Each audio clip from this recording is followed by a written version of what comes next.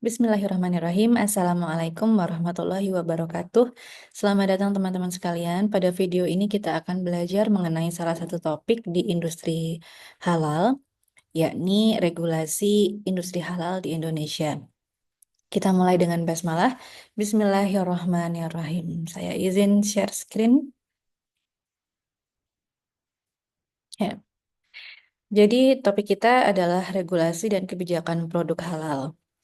Beberapa pembahasan yang akan kita pelajari. Yang pertama, jenis, karakteristik, dan informasi produk. Kemudian, peran negara terhadap sertifikasi dan labelisasi produk halal. Kemudian yang ketiga, regulasi produk halal di Indonesia. Masuk ke pembahasan yang pertama, produk, jenis, karakteristik, dan informasi.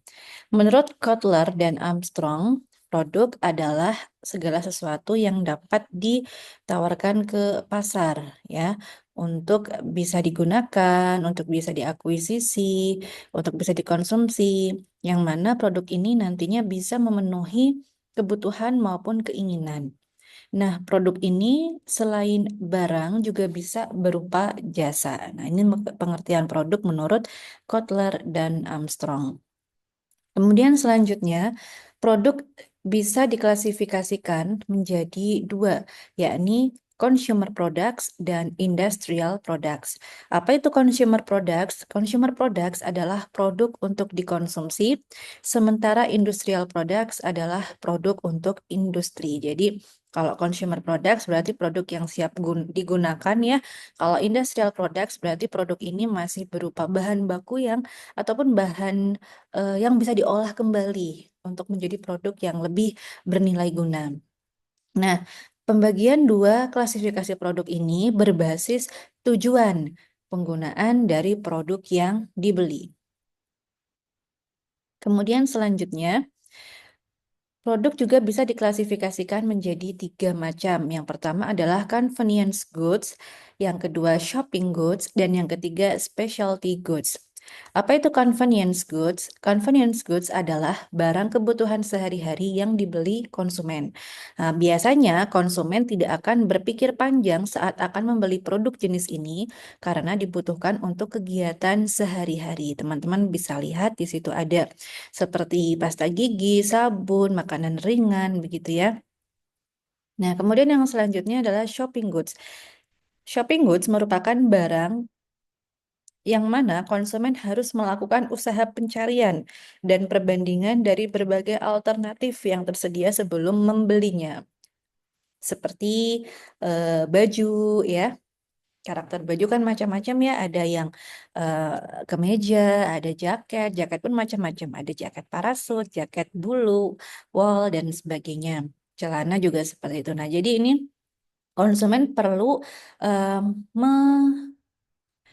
melakukan apa ya, riset ya, semacam riset atau suatu pencarian dan perbandingan dari berbagai alternatif dan juga fitur yang digunakan sebelum membelinya. Kemudian specialty goods adalah barang-barang yang memiliki karakteristik dan atau identifikasi merek yang unik, di mana sekelompok konsumen bersedia melakukan usaha khusus untuk membelinya, seperti mobil, motor, laptop, dan sebagainya. Kemudian selanjutnya, tadi ada dua macam klasifikasi ya, klasifikasi products dan juga industrial. Kemudian consumer products dan juga industrial products. Kemudian ada tiga tadi, convenience goods sampai kemudian specialty goods. Dan sekarang ada juga nih pembagian produk yang dari pembuatannya, ya, dari proses pembuatannya itu dibagi menjadi produksi massal dan produksi non massal, ya. Apa itu produk massal? Produk massal adalah produk yang diproduksi menggunakan dukungan mesin secara otomatis. Pengawasannya secara manual dilakukan oleh manusia dan bisa juga otomatis oleh mesin industri. Kemudian selanjutnya, apa yang Anda pahami dari gambar berikut ya? Di situ ada penjual makanan takjil dan juga ada makanan-makanan ringan ya, snacks yang ada di department store atau di minimarket gitu ya nih.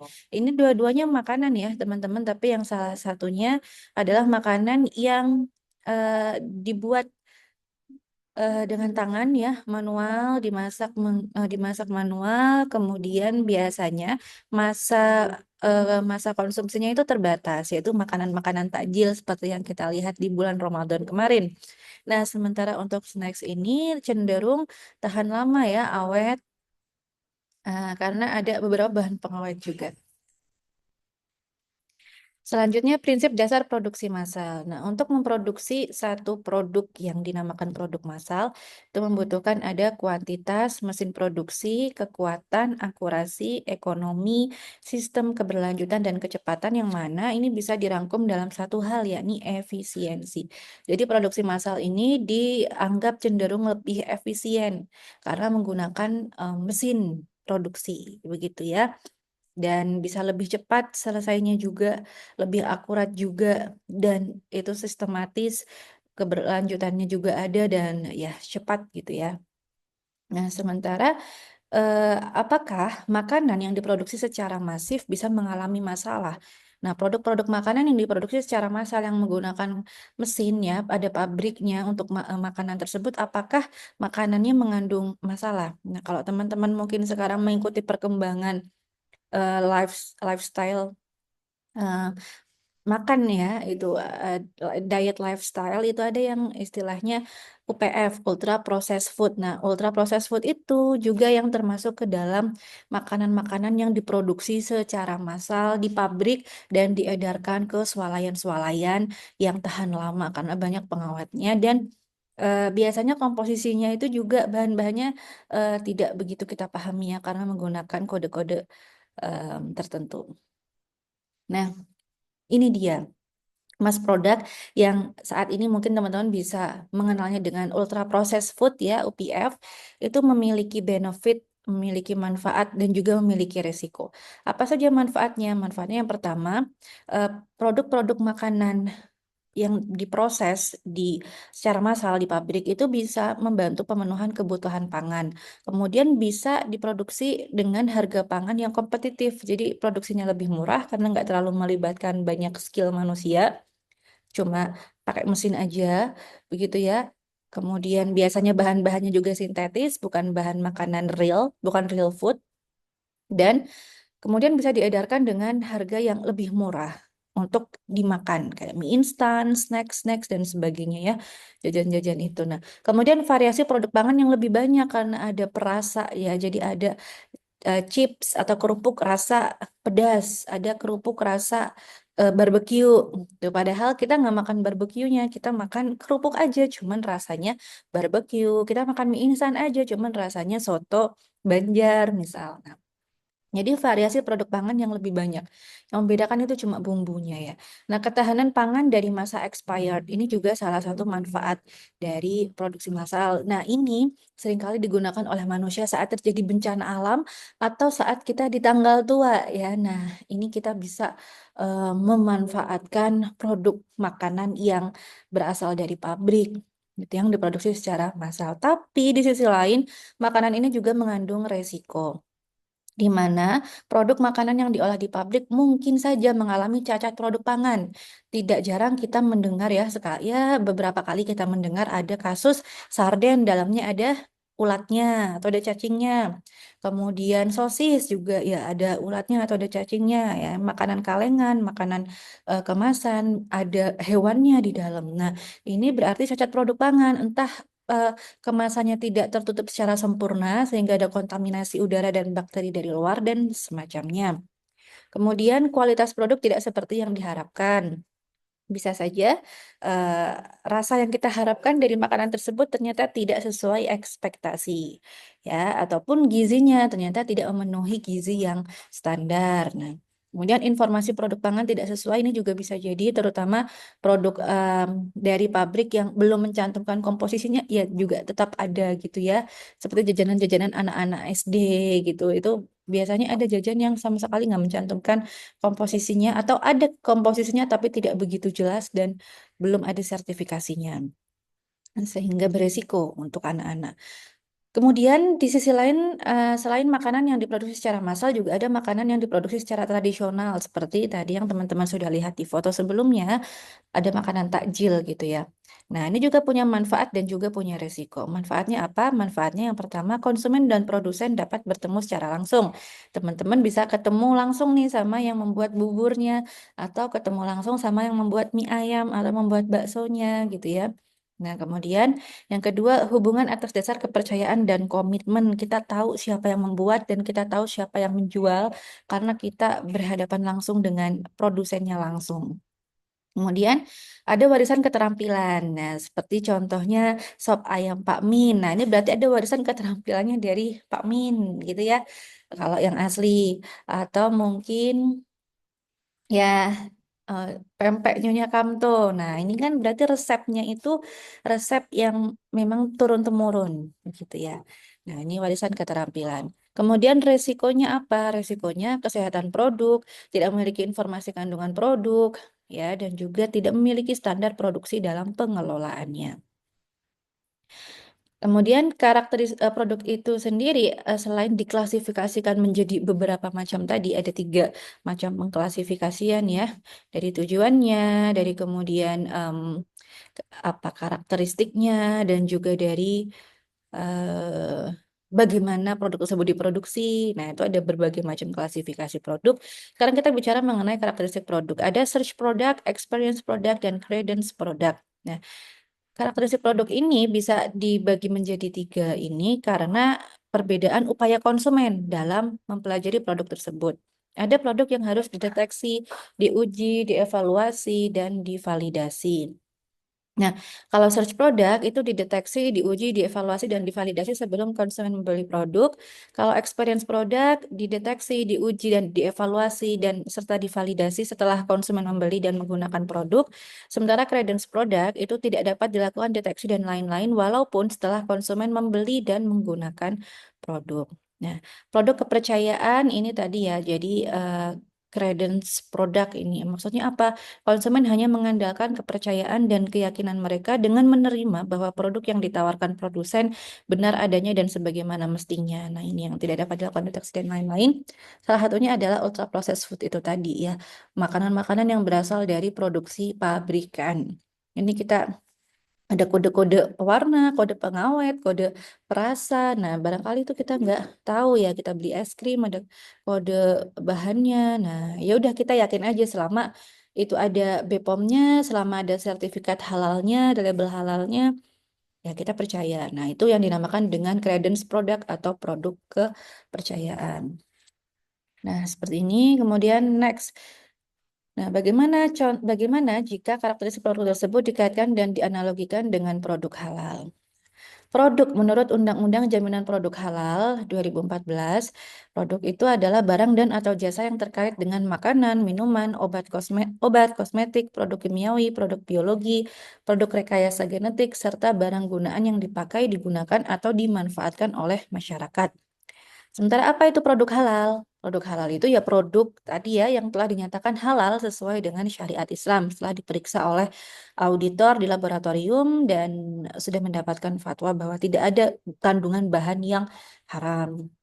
Nah, proses produk halal yang selanjutnya disingkat PPH adalah rangkaian kegiatan untuk menjamin kehalalan produk, mencakup penyediaan bahan, pengolahan, penyimpanan, pengemasan, pendistribusian, penjualan, dan penyajian produk. Sementara jaminan produk halal yang selanjutnya disingkat JPH adalah kepastian hukum terhadap kehalalan suatu produk yang dibuktikan dengan sertifikat halal.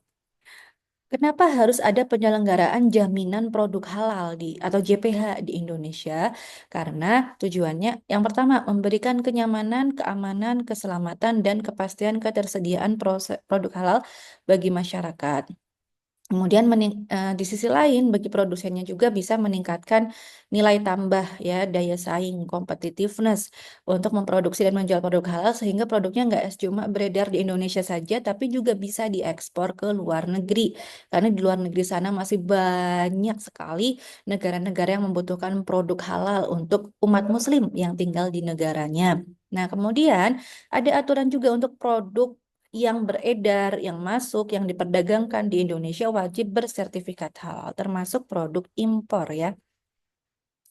Kemudian selanjutnya manfaat lain dari sertifikasi dan labelisasi yang pertama adalah untuk membantu kita dalam mengidentifikasi produk.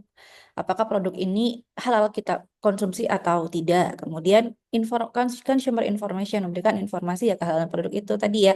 Dan produk marketing terutama kalau produk ini dipasarkan, diekspor ke luar negeri yang minoritas muslim. Sementara di sana ada orang-orang Muslim dari Indonesia, Malaysia, Brunei, dan sebagainya yang membutuhkan produk halal. Nah, itu sangat terbantu dengan adanya label halal di produknya. Seperti itu. Kemudian, supaya tidak ada information asimetris. Information asimetris ini maksudnya yang tahu kandungannya cuma produsen, konsumennya nggak tahu. Nah, itu kan berarti ketidaksimetrisan informasi. Nah, dengan adanya label halal, informasinya jadi simetris. Konsumen tahu bahwa yang diproduksi ini halal atau enggak sebenarnya yang mau kita makan, yang mau kita minum. Ya.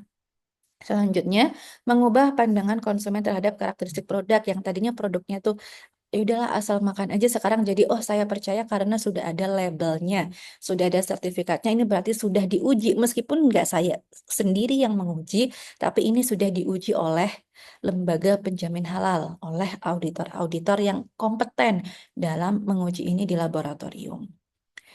Kemudian peran negara terhadap sertifikasi dan labelisasi produk halal. Nah, negara atau pemerintah memiliki kewajiban untuk menuju ke makosid syariah, terutama Indonesia yang mayoritas rakyatnya adalah umat Islam. Nah, sehingga pemerintah Indonesia wajib menjamin tercapainya 5 tujuan dasar umat Islam yang tinggal di Indonesia. Nah, konsumsi halal adalah bagian dari menjalankan agama. Nah, halal itu artinya mubah, ya boleh dilakukan. Dalam konteks makanan halal, hukumnya adalah wajib. Kenapa? Karena adanya ayat-ayat yang memerintahkan kita untuk mengonsumsi makanan halal. Bahkan yang diperintahkan untuk mengonsumsi makanan halal tidak hanya umat Islam, tapi seluruh manusia. Ya ayuhan nasu kulu mimma fil ardi halalan thayyiban. Jadi ya ayuhan nas, seluruh umat manusia apapun agamanya. Nah, produk diciptakan masif dan berkarakteristik kredensial, terutama di era modern ini ya, hampir mayoritas produk itu adalah produk pabrikan yang kita makan ya. Nah, sehingga dengan adanya mayoritas produk makanan yang pabrikan ini, kita mengalami kesulitan dalam mendeteksi dan mengevaluasi produk ini aman nggak, produk ini halal nggak. Alhamdulillahnya terbantu dengan adanya nomor BPOM dan juga label halal ya, sehingga karena ada manfaatnya nih ya dari BPOM dan label halal ini, maka sertifikasi dan labelisasi menjadi suatu kebutuhan dan keharusan. Kemudian selanjutnya adanya kaidah ma la yatimul wajib illa bihi fahuwa wajib. Nah, sebenarnya lembaga sertifikasi halal itu tidak wajib. Sertifikat halal juga tidak wajib, tapi makan makanan halal hukumnya wajib. Nah, maka dengan adanya produk makanan yang begitu banyak dengan bahan-bahan ingredients yang ada di kemasan yang tidak kita paham, penting menjadi wajib hukumnya untuk kita bisa tahu ini bahan makanan dengan kode ini tuh halal atau tidak. Nah, nggak mungkin kita menelitinya sendiri kan, teman-teman. Nah, sehingga ini diwakili oleh pemerintah. Pemerintah mewakili kita untuk memeriksa makanan-makanan yang berasal dari pabrik tersebut.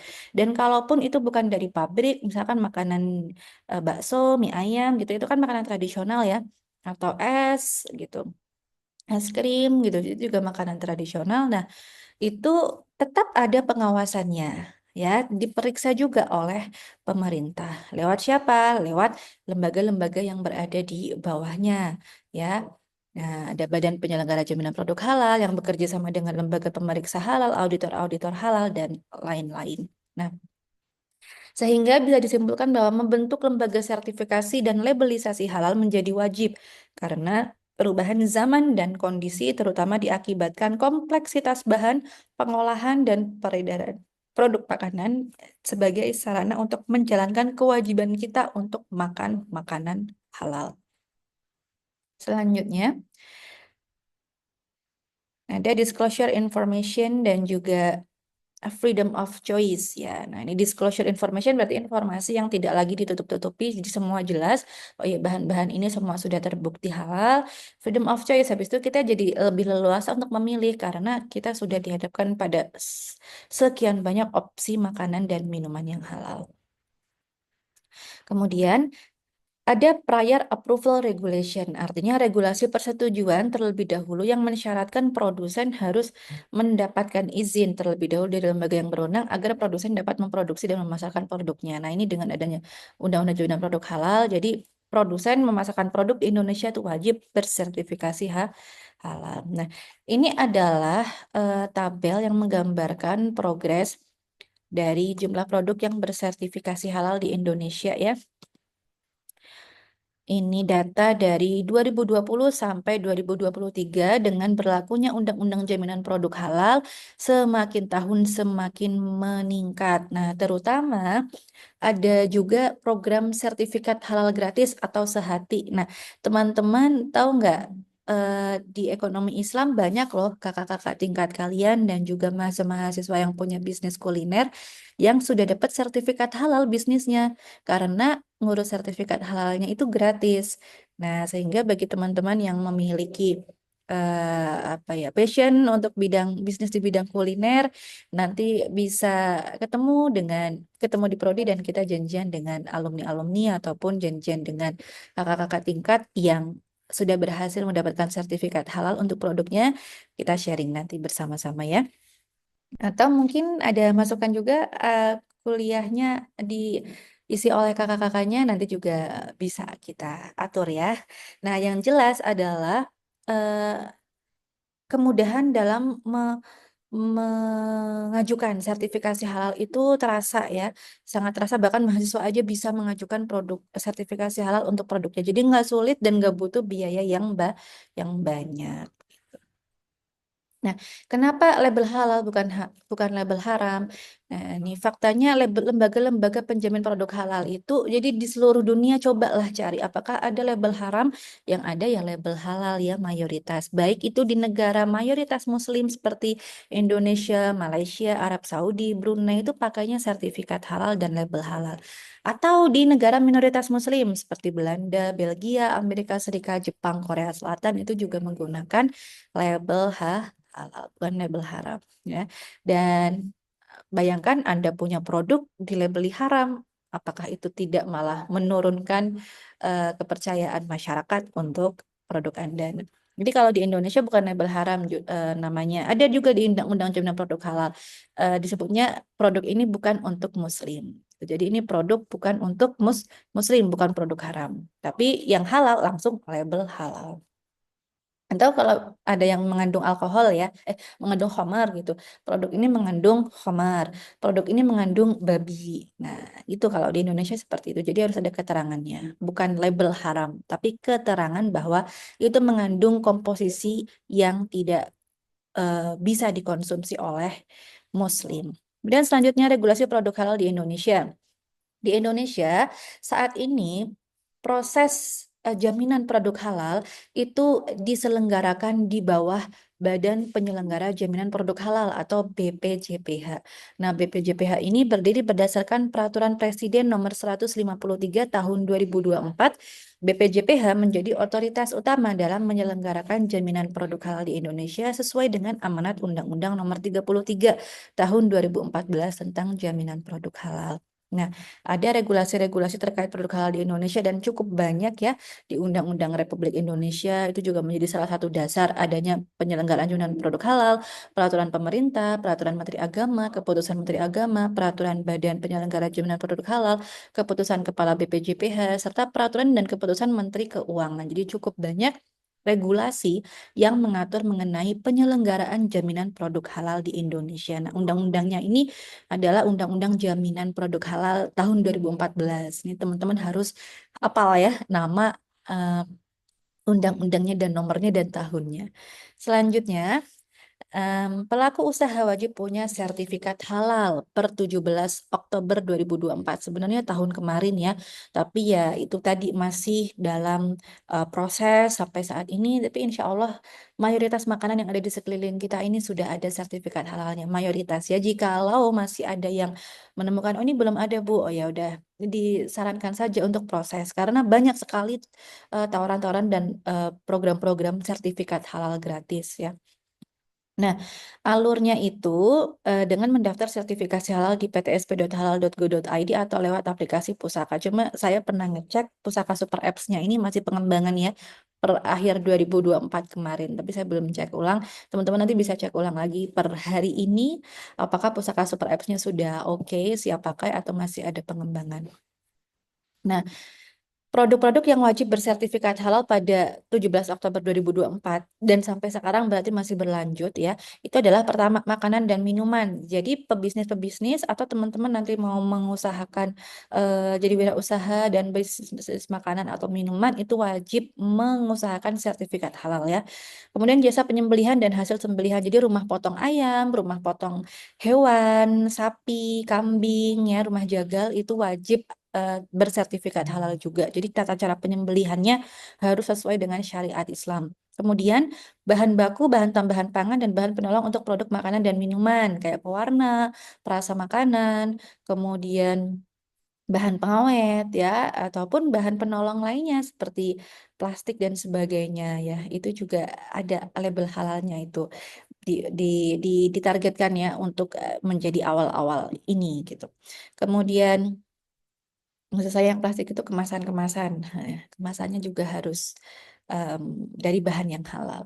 Nah, di websitenya BPJPH ini kita bisa melakukan apa saja ya, bisa mendaftar sertifikasi halal, bisa ngecek data lembaga pemeriksa halal, bisa ngecek data penyelia halal, data auditor halal, lembaga pelatihan, kemudian LHLN. LHLN itu apa?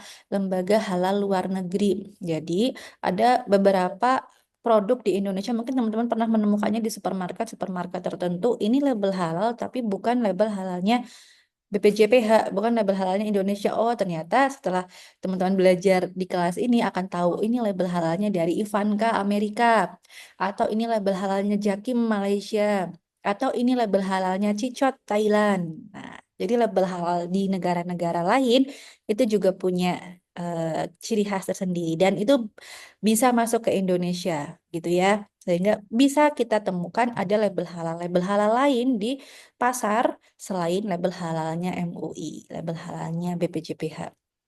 Duh. Nah, kemudian kita juga bisa mengecek produk halal ya. Di sini kita bisa mencari nama produknya, atau kita bisa mencari nama produsennya, atau PT-nya, atau kita bisa mencari dengan nomor sertifikatnya. Kemudian selanjutnya di Undang-Undang Jaminan Produk Halal dijelaskan bahwa pelaku usaha, jadi para pebisnis yang punya usaha kuliner, yang punya usaha rumah potong hewan, rumah potong ayam, nah itu wajib untuk diberi sosialisasi oleh pemerintah. Ya, jadi pelaku usaha termasuk teman-teman nanti itu bisa datang ke dinas-dinas terkait ya untuk minta penyuluhan atau minta penjelasan terkait sertifikasi halal. Karena itu diatur dalam undang-undang ya. Nah, pelaku usaha berhak memperoleh informasi, edukasi, dan sosialisasi mengenai sistem jaminan produk halal, pembinaan dalam memproduksi produk halal, dan pelayanan untuk mendapatkan sertifikat halal secara cepat, efisien, biaya terjangkau, dan tidak diskriminatif. Nah, kemudian pelaku usaha yang memproduksi produk dari bahan yang berasal dari bahan yang diharamkan, seperti tadi yang saya sampaikan. Jadi di Indonesia tidak ada label haram, adanya label halal. Tapi bagaimana kalau memang ada non-Muslim yang memproduksi makanan yang untuk non-Muslim? Memang saya pasarnya itu orang-orang non-Muslim yang tinggal atau yang tinggal di Jogja, yang kuliah di Sanata Dharma gitu ya, misalkan. Terus sekelilingnya tuh banyak kuliner-kuliner ya, kuliner babi atau yang non halal lainnya. Nah, ini bagaimana? Apakah mereka juga harus sertifikat haram gitu? Tidak ya, tetapi apa? Mereka yang memproduksi produk yang memang target pasarnya itu bukan Muslim, wajib mencantumkan keterangan tidak halal pada produk. Ya, seperti contoh kalau di Jogja sekitar kita ini ada beberapa warung kuliner ya. Nah, ada di Jalan Wahidin Sudirohusodo, Brigjen Katamso. Nah, ini warung-warung ini seharusnya mencantumkan ada gambar babinya lah, minimal gitu. Jadi ada gambar babinya atau memberikan keterangan produk ini mengandung babi atau ini kuliner babi gitu. Ya, atau mungkin lain, misalkan ada juga kalau nggak salah ada kuliner-kuliner Kalimantan yang kuliner-kulinernya itu agak ekstrim ya, jadi ngolah ngolah ular atau ngolah apa. Nah, itu jadi dijelasin rumah makan itu tuh mengolah apa gitu. Sehingga kita sebagai muslim paham bahwa oh ini masak babi, berarti saya nggak boleh makan di sini. Jangan sampai ada warung dia masak babi tapi tidak ada gambarnya sama sekali atau keterangan apapun sama sekali, ya itu nggak boleh. Jadi dikecualikan ya teman-teman ya, dan wajib memberikan keterangan tidak halal. Selanjutnya, masalah pembiayaan. Ya, ini juga diatur dalam Undang-Undang Jaminan Produk Halal tahun 2014. Ya, biaya sertifikasi halal dibebankan kepada pelaku usaha yang mengajukan permohonan sertifikat halal.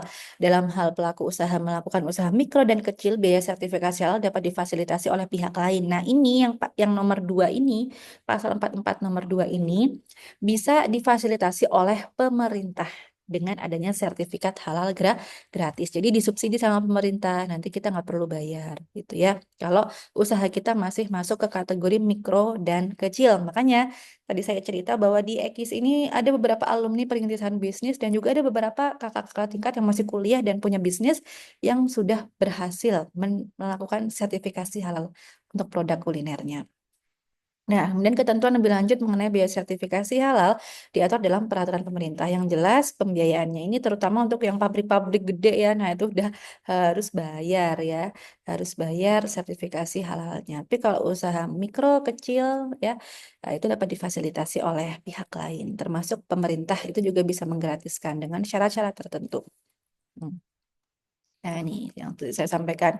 Jadi, ini setiap tahun ada, sehingga teman-teman yang punya bisnis atau punya keluarga yang punya bisnis kuliner juga yang menjadi eh, sasaran program sertifikat halal dalam tahun-tahun ini, silakan bisa dibagikan informasi ini kepada yang bersangkutan ya, bahwa pemerintah selalu mengadakan sertifikasi halal gratis tanpa dipungut biaya apapun. Nanti bisa dicek di aplikasi-aplikasi atau di website-website yang tertera. Ini nanti bisa di eh, screenshot ya, teman-teman bisa mempelajarinya lebih lanjut supaya tidak terlalu panjang videonya.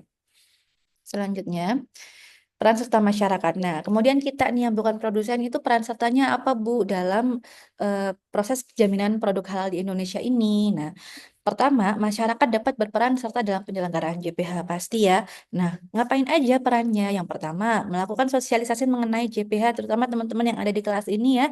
Nanti bisa nih kalau KKN, apa namanya ya, ataupun nanti misalkan sudah jadi alumni, kan sudah tahu ya mengenai jaminan produk halal, ataupun sekarang misalkan lagi aktif di organisasi apa begitu ya, itu bisa memberikan ilmunya mengenai jaminan produk halal ke yang membutuhkan. Ya, kemudian yang kedua, ikut mengawasi produk dan produk halal yang beredar. Jadi kalau, oh ini ada produk, sebenarnya dia harusnya bisa tersertifikasi halal, ternyata dia belum sertifikasi halal. Nah, itu bisa kemudian mengawasi. Atau ini produk masih ada label halalnya, padahal sudah expired. Saya cek di BPJPH nggak keluar tuh ini produk sertifikat halalnya. Nah, itu bisa melaporkan juga. Nah, bisa ini peran sertanya yang B ini dalam proses pengawasan ini bisa mengadu atau melapor ke BPJPH kalau menemukan ada kecurangan-kecurangan yang dilakukan oleh produsen. Nah, BPJPH dapat memberikan penghargaan kepada masyarakat yang berperan serta dalam penyelenggaraan jaminan produk halal. Nah, oke seperti ini ya. Ini ya. Kemudian ini ada pertanyaan yang harus teman-teman jawab sebagai bukti presensi. Gitu. Jadi ini nanti dijawab di Google Classroom ini ya yang di mana video ini dilampirkan, teman-teman jawab pertanyaan ini. Kemudian dari pertanyaan yang sudah dijawab tersebut, dari jawaban teman-teman akan saya jadikan sebagai bukti presensi pertemuan keempat ya. Nah, apa pertanyaannya? Pertanyaannya adalah teman-teman yang pertama silakan membaca mengenai kasus mie ayam dan bakso yang ternyata ada yang pernah menemukan bakso tikus di kawasan Setiabudi, Jakarta Selatan. Nah, kemudian jelaskan pendapat Anda mengenai peran pemerintah dalam menangani kasus ini dan mengantisipasi kasus serupa di masa depan. Juga bagaimana tindakan kepada pelaku usaha maupun masyarakat yang melaporkannya, sertakan referensi yang jelas ya. Cukup menjawabnya di satu halaman Word ya, ya nggak perlu penuh satu halaman, ya intinya tinggal dijawab saja, yang penting terjawab semua. Yang pertama pendapatnya mengenai peran pemerintah dalam menangani kasus, yang kedua bagaimana tindakan kepada pelaku usaha maupun masyarakat yang melaporkannya. Ada dua pertanyaan ini ya, yang di poin kedua yang teman-teman jawab. Baik, itu saja teman-teman. Terima kasih atas perhatiannya. Semoga uh, video pembahasan ini bisa dipahami oleh teman-teman semuanya ya, dan semoga dilancarkan dalam pengerjaan tugasnya. Ya, ini tugasnya bukan dinilai sebagai porsi tugas, tapi sebagai bukti presensi ya teman-teman. Itu saja. Mari kita akhiri dengan hamdalah. Alhamdulillahirabbil alamin. Wassalamualaikum warahmatullahi wabarakatuh.